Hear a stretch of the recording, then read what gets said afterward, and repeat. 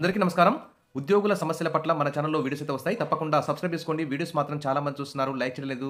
ఖచ్చితంగా ఒక లైక్ చేయండి. మీ ఫ్రెండ్స్‌కు షేర్ చేయండి. ఇక వివరాలకెళ్తే కాంట్రాక్ట్ ఉద్యోగులైతే ఇటు ప్రభుత్వానికి, ఇటు ప్రజలకు ఎన్నో రకాలుగా సేవలందిస్తున్నారు. కానీ శ్రమ దోపిడీకైతే గురవుతున్నారు. వారు ఎన్ని సంవత్సరాలు డ్యూటీలు చేసినా గానీ వారి పోస్ట్‌కైతే భద్రత అయితే లేదు. కాబట్టి వారికి ఉద్యోగ భద్రత కల్పించాలి. వారిని రెగ్యులరైజ్ చేయాల్సిన బాధ్యత ప్రభుత్వం మీద ఉంది. ఆల్రెడీ కేంద్ర ప్రభుత్వ విధానం ప్రకారం అసలు కాంట్రాక్ట్ ఔట్‌సోర్సింగ్ వ్యవస్థే ఉండొద్దు. కానీ రాష్ట్ర ప్రభుత్వాలు మాత్రం రెగ్యులర్‌గా ఉద్యోగాల నియామకం చేయకుండా మరి కాంట్రాక్ట్ పద్ధతిలో ఉద్యోగులు నియమించుకోవడం అయితే అన్యాయం. సరే ఆ నియమించుకున్న ఉద్యోగులనైనా సర్వీస్‌ని బట్టి వారిని రెగ్యులరైజ్ చేస్తే బాగుంటుంది. ఇక దీనికి సంబంధించి ఒక ముఖ్యమైన అప్డేట్ అయితే చూద్దాం. కాంట్రాక్ట్ ఉద్యోగులను రెగ్యులరైజ్ చేయండి. మండలిలో పీడీఎఫ్ ఎమ్మెల్సీ బి గోపీమూర్తి అయితే డిమాండ్. శనివారం మండలిలో ప్రత్యేక ప్రస్తావన ద్వారా ఆయన ఈ కాంట్రాక్ట్ ఉద్యోగుల రెగ్యులరైజేషన్ అంశాన్ని ప్రభుత్వం దృష్టికి తీసుకొచ్చారు. కాంట్రాక్టు సిబ్బందిని రెగ్యులరైజ్ చేసేందుకు యాక్ట్ 30 జీవో నంబర్ 114 ద్వారా దాదాపు వైద్య ఆరోగ్య శాఖలో 3,000 మందిని రెగ్యులరైజ్ చేశారని గుర్తు చేశారు.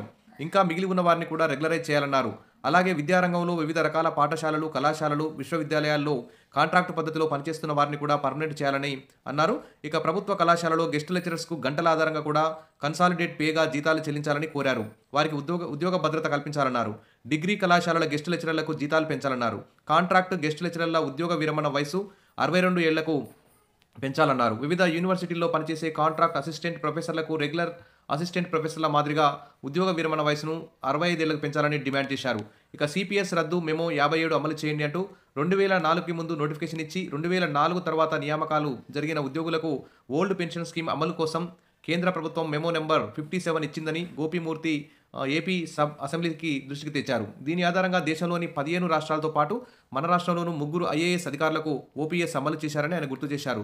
సాధారణ ఉద్యోగ ఉపాధ్యాయులను కూడా మెమో నెంబర్ 57 ప్రకారం ఓల్డ్ పెన్షన్ స్కీమ్లోకి తీసుకురావాలని డిమాండ్ చేశారు. 2004 తదుపరి నియామకం పొందిన వారికి పాత పెన్షన్ అమలు చేయుటకు చర్యలు చేపట్టాలని ఆయన డిమాండ్ చేశారు. ఈ విధంగా కాంట్రాక్టు ఉద్యోగుల రెగ్యులరైజ్ చేయడం, ఓల్డ్ పెన్షన్ స్కీమ్‌ని 2004 తర్వాత నియామకమైన వారికి అమలు చేయడం, ఈ విధంగా అసెంబ్లీలో అయితే రిప్రజెంటేషన్ అయితే చేయడం జరిగింది.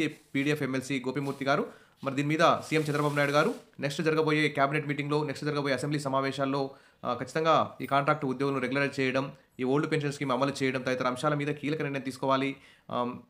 కాబట్టి అందరూ కూడా ఎదురు చూస్తున్నారు. కాంట్రాక్ట్ ఉద్యోగులు కూడా ధర్నాలు, సమ్మెలైతే చేస్తూ ఉన్నారు. ప్రభుత్వానికి విజ్ఞప్తులు కూడా చేస్తూనే ఉన్నారు. ఇక సుప్రీంకోర్టు, హైకోర్టులు కూడా రెగ్యులర్ చేయమని కూడా ఆదేశాలు జారీ చేస్తున్నాయి కొన్ని కోర్టులు. కాబట్టి ప్రభుత్వం ఈ దిశగా ఆలోచించాలి. Wish all the best. మరిన్ని అప్డేట్స్ కోసం మన ఛానల్‌ని సబ్స్క్రైబ్ చేసుకోండి. వీడియోస్ లైక్ చేయండి. Thank you.